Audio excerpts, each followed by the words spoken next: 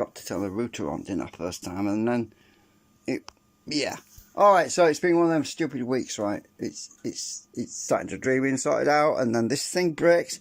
So I took this power supply apart, right? Takes the power supply apart, and the thing that was in here had broken off. This little white thing, and on the each side it's got these little contacts. Can you see it right down there in the middle there somewhere? It's got this little contact that wipes across the circuit board, right? And there's one on the other side as well, right? At the back, well, from your angle it would be at 8 o'clock position, right? So the thing that was in there snapped. I had a hell of a job getting it off, because you can see I had to bend the damn heatsink because I couldn't get to the screw that holds in the circuit board. So I takes the bloody thing apart, and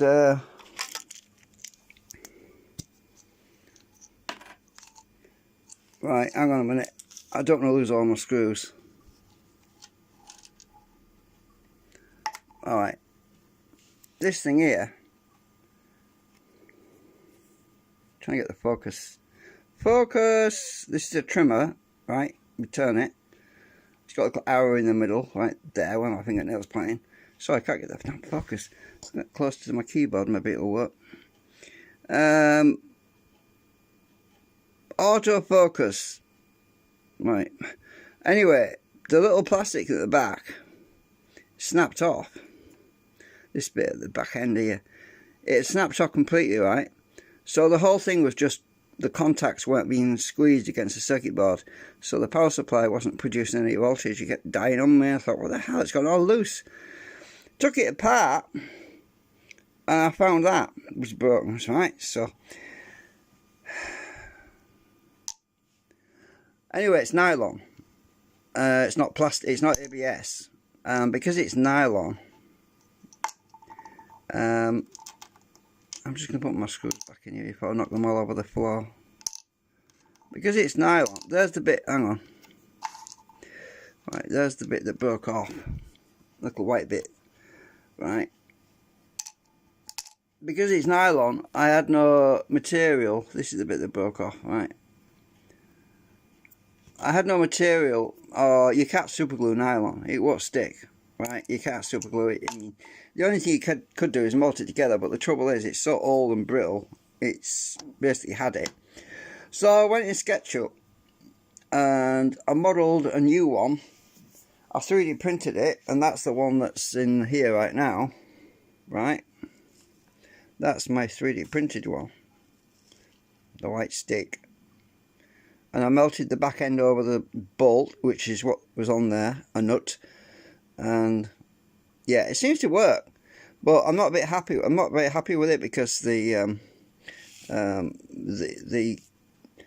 when I was printing it, I was printing just one, and as it was building the tower up, that's the plastic bit at the back, it wasn't getting a chance to cool down, and it was like a long tower about 10mm tall, and it was squidgy and melty and soft, and it was wobbling about as it was printing it, and it didn't come out very straight. So I decided, well, it's too much heat, it's not getting a chance to cool as it's setting. So I printed 3 more, because I thought if I print 3, printed 3 more of them, and then I had another disaster, because the first one wasn't sticking to the bed, so I had to stick some glue down to make it stick. And the other 2 also weren't, well, this one nearest was this one, wasn't stuck to the bed properly, and it started to come away from the bed, and yeah, well, so what I'm going to do is I've printed 3 more. I'm going to take these off. I'm going to cut one in half because it's ABS, and I can cut the other one in half that's in there that's got a wobbly bit on the end.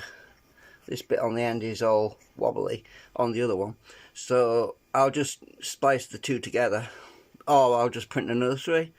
And the reason I'm printing 3 is because it needs a few seconds to cool, and well, I can use what's left over as glue. I can melt it down to make some glue. So, can I get it off? Yeah. So I've got, you see what happens to this one? It wasn't stuck to the bed properly, right? so I had a mess. And this one, that one is a bit of a mess. So I'm going to cut the back end off and stick this onto the other one. What about that one? Yeah, that was the same, a mess. So yeah, I'm just saying, it's one of them weeks where nothing works, everything goes wrong, and all at the same time. And while I've got this apart, I am looking at this capacitor. Ooh, where's the camera? Looking at this capacitor, 2200 microfarad, 25 volt. It looks like it's seen better days. Yeah, I'll probably find another capacitor and stick a new one in there, because it's important that the regulation is 100% good. Yeah. So, anyway, regarding the software issue that I'm dealing with on the computer, apparently XP uses IPv4, and a lot of the newer operating systems use IPv6.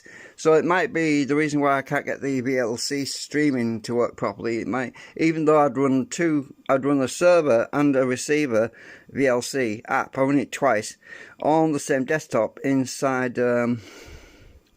Ubuntu to try it out, but it's difficult to connect to the network when you got both on the same subnet, whatever. It causes a conflict, and it didn't really work so well. I couldn't get it to work anyway. I tried it on XP, I think, as well. I tried to run 2 instances. You need to send it over a network, and then it's received on the network by another device on a different system, because remember, you're sharing codecs and all that shit, and yeah, it causes all kinds of weird things to happen. But yeah, so it could be an IPv4, IPv6 issue. So yeah, I'm gonna chill out and eat some scampi fries. Oh, I love scampi. So the box, this is what Dave gave me, actually. Yeah, my friend. So yeah, it lasted a while, Dave. I would say a few hundred, maybe a few thousand hours, and then the flipping thing fell off. It was rattling about inside. The nut that's on here, this nut here, and this plastic, it's sheared off completely. I hadn't even touched it. It just, the heat must have caused it to snap off, or must have, I don't know. Anyway, it snapped off. And it was rattling around inside the power supply, and it just wasn't regulating anything anymore. And these are all the regulator resistors. Each one switches to a different voltage when you switch it with a switch. So yeah, I've got to fix all that. I'm fed up of fixing power supplies. It was about a year or two ago I fixed that one down there, because it's got the same IC in it. That I've had that since the 1980s, that power supply down there. Oh, it's not melted, by the way, it's just a shadow on it. Yeah, a shadow on it. So that one packed up on me as well. Not the switch though, it was a different problem. I fixed that one. Keep these things going as long as possible, don't you? So anyway, that's it. I just wanted to let you know what's going on, and how frustrating life is at the moment with everything breaking down around me. It's because I've used the old equipment, but I trust my old equipment more than I trust a lot of this new stuff, to be honest with you. But even this can't be classed as new, old equipment really, because it's in, you know, CHINA. Yeah, badly made. Poor design. Well, the switch itself, the switch is just a bad design for switching the voltages. Very crude. Not like the original, the old switches we used to get. See that other power supply of mine there, it's got, hang on, I can't reach. This one. It's got a slider switch on here. You slide the switch backwards and forwards, and it's a metal one. It's not. It's like one of them switches you can see in the back of a radio for changing frequencies. It's a good solid switch, and that's lasted for many years. The only thing that went wrong in that power supply down there was the regulator failed on me, so I had to swap that out, and that was all. Anyway, that's it for now. I'm going to chill out for a while, and yeah, I've got another premiere tonight, a video, an update on the live streaming stuff, but I made that about 2 days ago, So technically, this live stream is newer than the one that you're going to see in a few hours. So everything's back to front at the moment. Bye for now.